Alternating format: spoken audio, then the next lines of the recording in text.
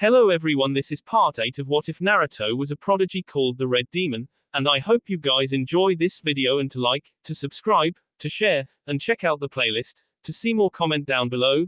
Now let's start the intro. They call me a god. They call me a god. They call me a god. Join my membership, the perks are great. It's in the description. Be sure to like and subscribe, it gives me more motivation. Enjoy. Naruto's wind bullets impacted Mei's missiles, spraying them in each direction his Sharingan directed him to, and imploding the warheads as they honed toward him, screaming and burning the air. The rocky platform Naruto stood on was the only thing separating him from the molten lava of the floor of the pit, though he wasn't spared the heat and fumes. The pit encompassed half of the village, yet Naruto and Mei somehow made the large space smaller through their ceaseless fighting. He cancelled his jutsu at the same time Mei stopped her copying her hand seals as she blurred her fingers into another jutsu. The two called them out at the same time. Fire style, great fireball jutsu. The two bellowed columns of fire from their lungs, fingers laced together in a ram seal and pouring sweat, pushing to outlast the other in this battle. The opposing fires, one a blistering shade of blue and the other a blazing red color, collided in a roar of gas and rose up, shooting out of the pit and into the open air. Even as the two ninjas fastened their feet to the ground with chakra, the force of each of their jutsu served to shuffle their planted feet back.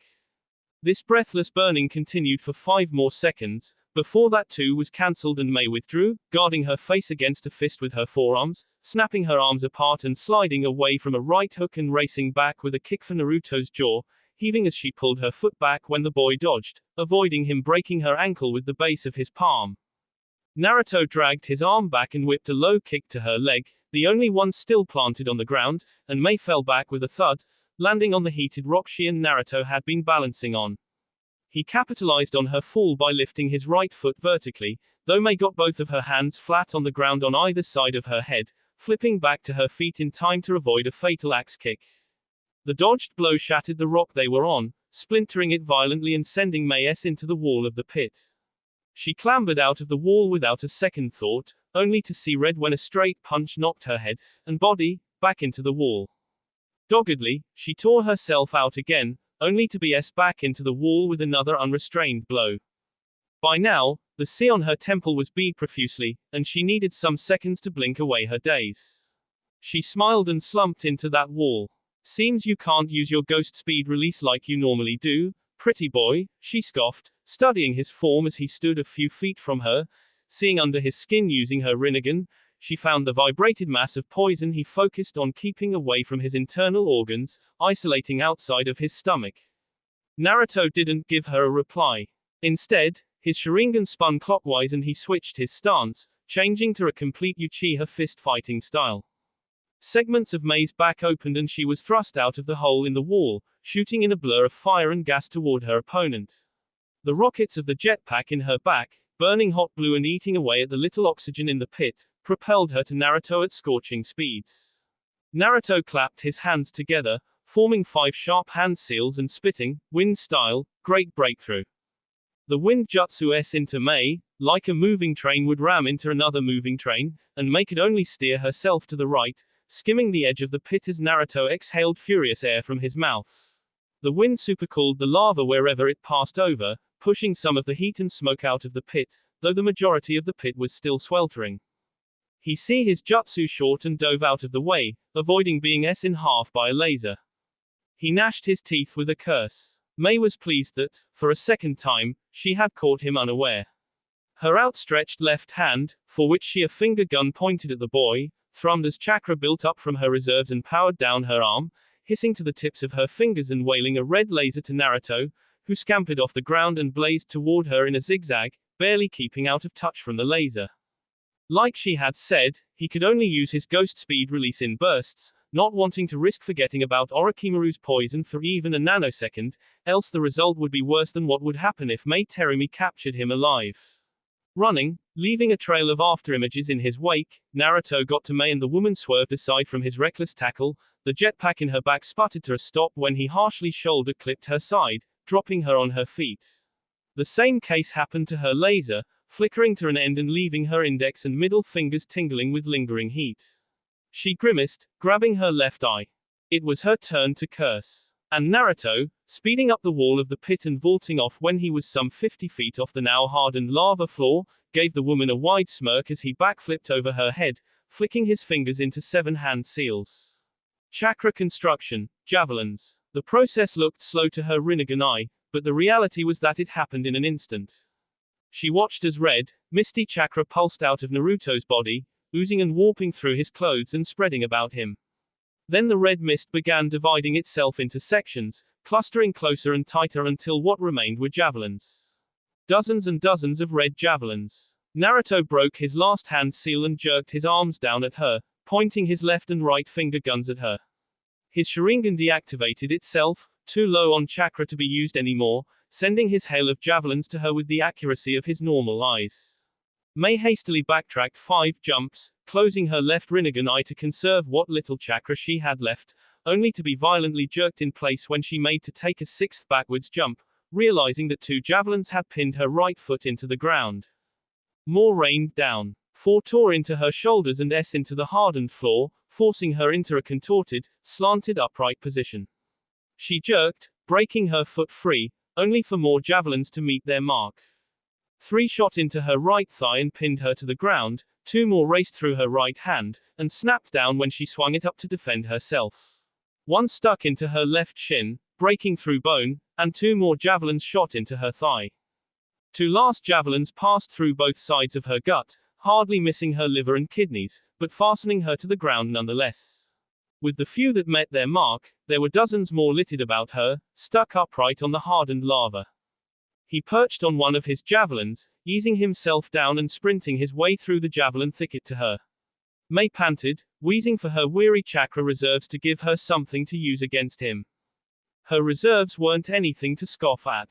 She could go as far as saying that her reserves could rival the 3rd Hokage's if he were alive. Yet, her Rinnegan eye ate into her chakra with a ravenous fervor, and that was when she wasn't using a barrage of missiles or her lasers. Keeping up to Naruto's speed and tempo wore down her eye, which in turn wore down on her chakra. In the worst way possible and at the worst time possible, she was spent. Naruto clocked her across the face and her head snapped to the left with the strike, knocked out and oblivious to the rest of the world. His vision blurred and he wavered to his knees, though his chakra javelins stayed corporal. He grated his teeth and hissed, "Come on. Not now." He grabbed a javelin sticking out of Mei's right thigh and gasped himself to his feet, struggling and panting to set both of his feet flat on the ground. Supported by the javelin, he reached into the pouch at his lower back and yanked out a kunai. "I won't do that if I were you." Naruto stilled, petrified on the spot. Tendrils of K intent poured on him, wrapping around his airways and dimming his sight at the loss of precious oxygen. The kunai, primed to Esme in her left eye, faltered, harmlessly released from Naruto's hold for it to clatter noisily on the ground. The silence that followed inside the pit raised Naruto's heckles. He gasped, clutching at his heart. The invisible pressure pressed down on him as if gravity itself had doubled. Damn it, he exhaled shakily, frozen. He coughed up feeling his grasp on Orochimaru's poison loosen. He scraped his reserves for chakra, finding barely anything of note. "Kami, not now. Please, not now." A pair of bright pink eyes peeked out from around Naruto's back, the rest of the person's visage was bathed in blackness. Yagura chuckled at Naruto's struggle. "Poor child," he cooed, shadowed lips pouting with a mocking lilt in his dark voice. "You fought so hard, only to still S in the end." Ghost speed release. Yagura raised an eyebrow, ing his head to the side. "Oh. Great escape." Yagura's clawed right hand S into Naruto's lower back, grunting when the person he had injured turned out to be an afterimage. Although still, the tips of the Mizukage's claws were red with Naruto's B. His gnarly hand steadily shifted back to normal, claws receding and fingers shortening to the usual length. Turning to his failure of AS, unconscious and bent upright by Naruto's red javelins, and regarding her with his hands behind his back. Yagura muttered, "Next time." Oh oh oh oh oh oh oh oh oh oh oh oh oh oh. Chojuro erupted from the water, gritting his teeth after receiving an uppercut to the nose. Rin flickered above him, blinding him momentarily with a shower of yellow lights, and whacked him back to the water with a descending axe kick to the top of his head. Chojuro onto the water, finding a Rin water clone inside, that wrestled her arms behind his head in a chokehold, rising out of the water and standing on it. Ack! Chojuro choked, winding his arms around in a mad, senseless struggle. Car. Rin surfed on Samehada, fixing her feet onto the sword with chakra and thrashing against the turbulent waves. She closed in on her opponent, right arm outstretched and eyes narrowed into thin S. Her clothesline jostled Chojuro's brain, concussing him and flattening her water clone. She watched him sink, the bee dripping from her broken nose tapering. Standing on Samehada, she reached both of her hands up to her nose, gripping her nostrils with her right and using the left to support her right hand. She closed her eyes and braced herself, snapping her nose to the right with a grisly crack. Tears fell from her eyes after doing that, blurring her vision. In its flattened, bandaged form, Samehada shuddered. I'm okay, she replied, hollow, watching the Kiri ninja descend unconsciously deeper into the water. He's lucky I don't want him. Samehada chattered, shivering. You're right. He won't even be fighting me if not for the hypnosis. The sword puffed a little, shrieking a quiet sound. And I told you before, we can't just decide on our own to Kei Yagura. If we do that, our dad would get into trouble with the other cages for something we did on our own. She took a lecturing tone, shaking her finger at the sword. Just because Kisum bulldozed his way through life doesn't mean that's how things are normally done. The sword shrieked, this time louder, chittering its flattened scales. Rin sternly perched her hands on her hips, glaring at Samehada, don't you take that tone with me. She stopped herself short and turned to her right, bracing again and lowering her center of gravity by bending her knees, and holding her arms back. Naruto blurred into her enough for Samehada, under Rin's feet, to scream and exhale chakra to stabilize itself. One moment there was no one but Rin, the next Naruto was slumped onto her back. Rin found it hard to process this image, of her brother fleeing for his life, but her senses jerked back to her when Naruto coughed onto her shoulder, eyes shut. Her connection to him warned her that his chakra was dangerously low and his consciousness was fading. Though her brother found the strength to snap her again out of her delirious shock, wheezing, go, go, go. She didn't need more convincing. Rin wound her forearms under the back of her brother's knees, heaving him into a better piggyback position, and then leaned forward on Samehada. The sword propelled ahead on the water, taking him as far away from the destroyed island as possible. Zuki City. Hot water country. On any other day, Haku would have found the show he was watching amusing if he wasn't feeling so much pressure to complete his mission. Granny Tsunade, come on, Mikoto whined, stumbling after Tsunade into a casino, sticking so close to the woman's side, Haku could see the tick pulsing on her brow. Haku trailed them to their table, sitting a fair distance away, yet close enough to hear them talking over the din of slot machines, drunk patrons and groaning lost takers. Big bro needs you. Didn't you hear anything I said? Orochimaru poisoned him. I heard you, Tsunade groused, setting an elbow on the dealing table and pushing her dark shades up. And I don't give a damn. Disrespectful brat needs to be taken down a peg. She proceeded to growl under her breath, so low Haku had to strain his ears to pick it up. Who's the fool now? Mikoto didn't catch that last part, yet she groaned, shoulders low and head lolling back desperately. But Granny. Tsunade snapped at her, I'm not your granny. I'm not a granny, so stop calling me that. Lifting a hand, a waiter shuffled hurriedly to her. Sake. She poked her chin at Mikoto, who was clearly underage, and Haku swelled with irritation when Tsunade shamelessly grunted, put it on her tab. Aying the senju, the waiter hummed, visibly unsure of what to do, until he nodded curtly, yes, ma'am. The man hurried away and Tsunade snapped at his retreat, and make it snappy. We don't have all day. Mikoto patted her pocket, exhaling a relieved breath when Haku saw her feel a slight bulge on the right side. She sighed, fine. All right, I'll pay for your drink. It was the girl's turn to grumble, I mean, Dad stopped giving me my allowance when I became a ninja, but that's fine. Whatever, let's use my hard-earned cash to fund your bar hopping. Good, Tsunade scoffed, slumping heavier onto the table and waiting for the dealer to decide whether or not to add the senju to the round of cards. Does that mean? Doesn't mean anything. Tsunade interrupted Mikoto's hopeful words. But Granny, I told you, I'm not your granny, brat, Tsunade growled, a tired grating sound from her tea, as if her hangover refused to leave her. She snorted when the waiter provided her with a cup, collecting the entire jug of sake and shooing the man away. She tipped the jug, chugging a mouthful before swinging it down and smacking her lips, cringing at the sharp taste.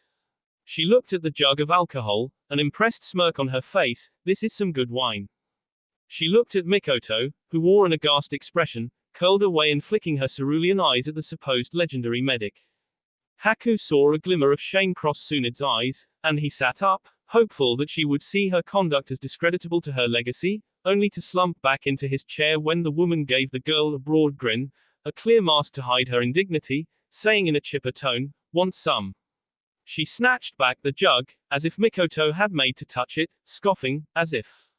On the same table, Yugao, Sai and Shizune shifted uncomfortably on their seats, pointedly avoiding Tsunade's eyes when she flicked her stare to them.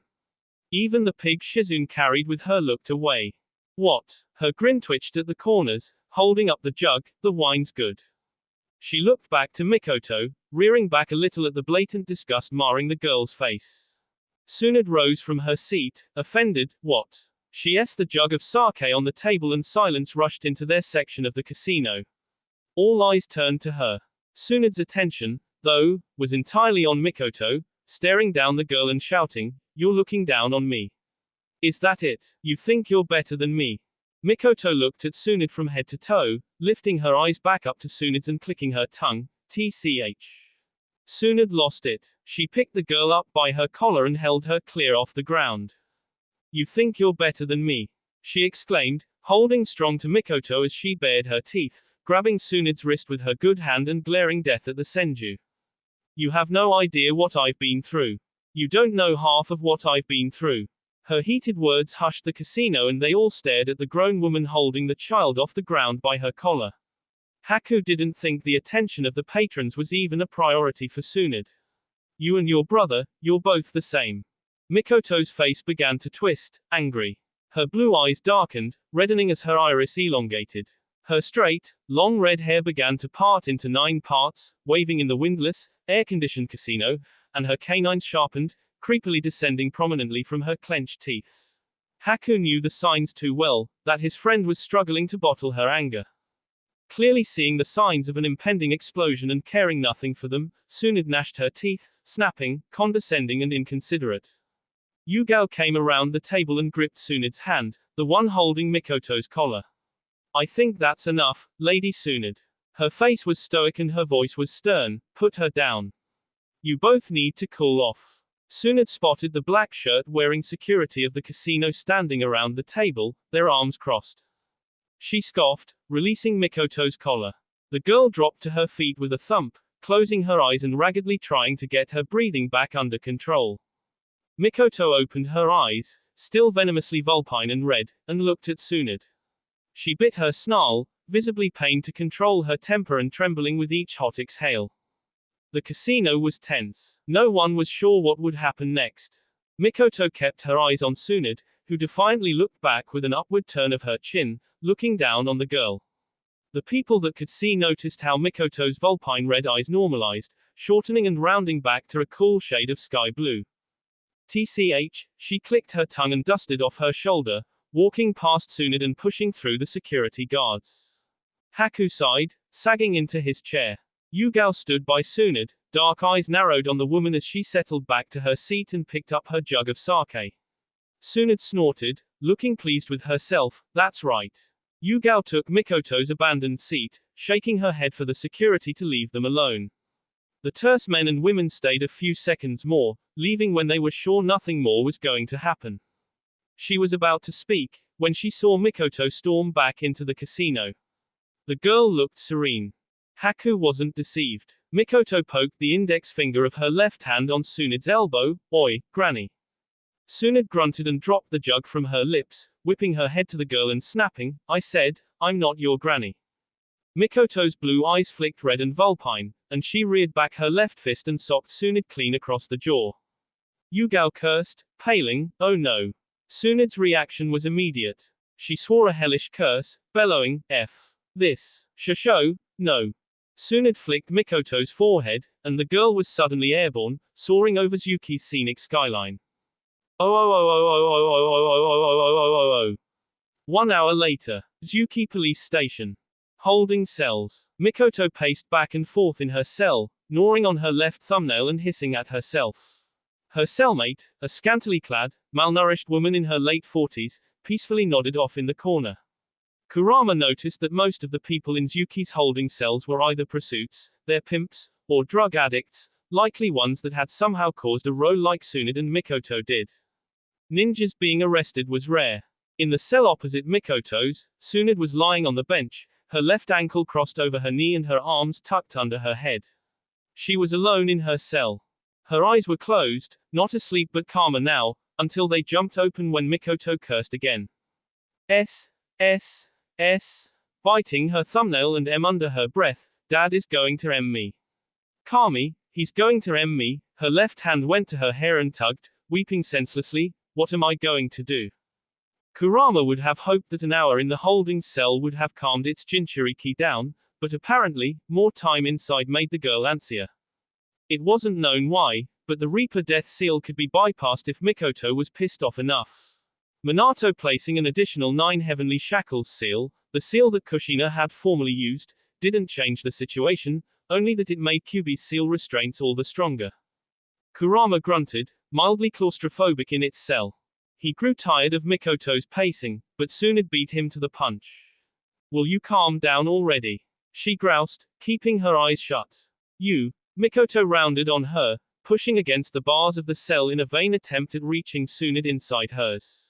When she couldn't, Kurama predicted with an eye roll. Mikoto growled, this is all your fault. Quit your whining, brat, Tsunade coolly said, retorting, besides, you're the one that threw the first punch. She scoffed, a brief, snorting sound that made Tsunade smile. Nice one, by the way. Almost knocked me off my feet. Mikoto frowned, setting her brow against the cool bars of her cell, sliding down to her knees. I wanted to dislocate your jaw. Ha! Tsunade exclaimed with a short laugh, her eyes opening but still lying down. And I was aiming for Konoha. I guess neither of us got what we wanted. Yeah, Mikoto wilted, her blue eyes looking down. After a pause, Tsunade called, Oi, brat. Was that the Kyuubi? Mikoto didn't move from her place. Yeah. Is the, Tsunade pushed, letting the question linger in the air. Seal weakening. Mikoto finished, flicking her eyes up but her posture was still depressed. The seal's fine, as far as I know. Dad checked before we left. Then what the hell was that back there? The woman smirked, sweeping her feet to the ground and sitting up. She wore a strange expression, like a mix between active interest and visible boredom. All me? Mikoto sighed, it happens when I get really mad. Dad says the same thing happened with Mom, but I think he's just trying to make me feel better. Tsunade snorted, if you knew your mom, you'd know your dad wasn't lying. She looked up with a slight smile, a broad look of remembrance. Kami, damn it, Kushina was a firecracker. Hyperactive as hell. Like she wanted to do 10 things at once but there weren't enough hours in the day for her to do them. She could be extremely gentle too, all of a sudden. She had the biggest heart on this planet and she wore that damn thing on her sleeve. Mikoto perked up a little, sitting back on her knees and casting her eyes to the other holding cell, her left hand curled around a bar of her cell. Tsunade brought her eyes down, her face dim with mourning. You should have met her, kid. She leaned forward on her knees, perching an elbow on her knee and setting her chin on her palm, whispering conspiratorially, between you and me, I think she liked you most. Mikoto's mood lifted and Tsunade winked, sitting back on the bench so that her back rested on the wall. Kurama found a wiggling smile tingle at the corners of its mouth. Yes, it agreed, Kushina was a wild one. Have you seen her pictures? Tsunade asked. All of them. Mikoto jumped into her answer. She sniggered, even that awful, awkward one with her and Dad going on their first date. Dad doesn't want to talk about that one. The one where a young Minato and Kushina are dressed in their finest dining clothes. Their hands were laced together and their B faced each other but their faces and grins faced the camera. A long, harrowing, embarrassing story lingered behind that photo. Tsunade laughed, yeah, I remember that one.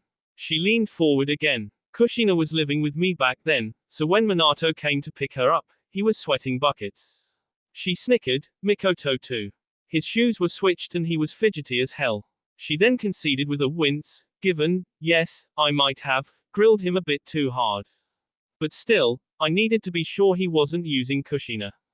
Really? Mikoto laughed. Yeah, really. She smiled at the memory, adding, would you believe your mom wanted to go on her first date in a suit? A god damn suit. Mikoto gasped, eyebrows high into her hairline. She did. I could never predict that girl. Tsunade nodded, saying, I doubt Minato would have cared either way, suit or no suit. Exhaling and admitting to Mikoto, those two were made for each other. A sort of nice quiet settled between the two, realizing that they could tolerate the other more and that they might have had more in common than meets the eye. Mikoto's head softly met the bars of her cell and her lips screwed to the side, contemplating whether or not to spit it out. Brat, Tsunade spoke roughly. It wasn't a careless, uncaring sound, but Kurama could only assume that the Senju sensed Mikoto's next few words. The girl licked her lips, slowly saying, my brother doesn't like you. Kurama wondered about that too. For the first 5 years after being sealed into Mikoto, the tailed beast didn't have any awareness to observe its surroundings, primarily because, to a lesser extent, Mikoto too didn't have any awareness of her environment. This loathing Naruto held for Tsunade was news to him. Entertaining news, but news nonetheless. For some time, Tsunade didn't say anything. Mikoto chanced to look up and saw that the woman was sitting back on the bench again, her back on the wall and her eyes were closed. I suppose so, Tsunade finally said. She shook her head. I don't like myself too. I didn't like myself then, and I don't like who I am now. What happened? Mikoto slowly pressed, not wanting to push her luck on Tsunade's openness but also wanting to answer a question she, and Kurama, wanted to know. I was spiraling, Tsunade grunted, setting her hands on her knees and rubbing back and forth. A sign of her anxiousness, Kurama recalled from when it was sealed into Kushina. Worse than now. I was in a bad place. Mentally. She opened her eyes, the corners of her lips dropping. Your brother, I think he was 5 back then, found me in a bar at the red light district. He might have been with someone, I'm not sure. I only remember him calling me disgraceful. She scoffed foully, crossing her arms and lifting her shoulders. It wasn't too long after, your mom-s. I reacted the wrong way. You hit him, Mikoto deduced. Tsunade gave her a half frown. I'm not proud of it. Mikoto searched the woman's downcast eyes. But, you're sorry. I am, Tsunade nodded a little. I regretted doing it the very second it happened. He didn't cry much at his mom's funeral, but after I hit him, her high shoulders lowered and her lips pursed tightly, unspeaking for a moment before she admitted, I was just too proud to apologize at the time. And after all this time, I doubt he'd forgive me. He will, Mikoto promised, pressing her face between 2 bars of her cell. Come back to Konoha and apologize properly. He'll forgive you. Ah, you sure? Mikoto gave the woman a small smile. Positive. Lady Tsunade, Mikoto Namikaze, you two made bail, the sheriff said stiffly, strolling to Tsunade's cell first. He jangled his keys into the cell's lock and snapped it to the right once, throwing open the door and stepping aside for the woman to exit. He locked the cell door after her and opened the cell for Mikoto, and the girl stumbled out gratefully. The sheriff motioned to the open door he had come from. Head on over to the desk for processing. Damages have already been paid for by your Lord Hokage himself. Kurama grinned at the chill that ran down Mikoto's entire being, frozen on the spot. All the color drained from her, paling and shivering like a sickly creature. You two are lucky you're not banned from re-entering Zuki for all the trouble you caused. Yeah, Tsunade grunted, exiting the holding area and sweeping around to the desk, speaking to one of the officers there. She looked up around the policeman and saw a petrified Mikoto who hadn't yet left the holding area, smirking, he's not here, brat. The relief that ran down Mikoto's soul was almost euphoric. Her knees nearly buckled and her back wilted with a sigh. They got their things, primarily Mikoto's weapons, her wallet, and the penknife Tsunade had hidden in the heel of her low shinobi heels, and left the station, Mikoto profusely apologizing as they exited. Outside, Yugao gave the girl a sound whack on her head. Mikoto whined petulantly, falling into another round of apologies, to Yugao and Shizune. Shizune was just glad Mikoto was okay, though she gave the girl a sound scolding for doing something as rash as punching a Sannin. No doubt Mikoto would have to face her father when she got back to Konoha. She wasn't looking forward to it. It was almost a relief when they were ambushed outside of Zuki. That will be all for this video. Be sure to like, subscribe, share, and comment down below for more videos. Goodbye.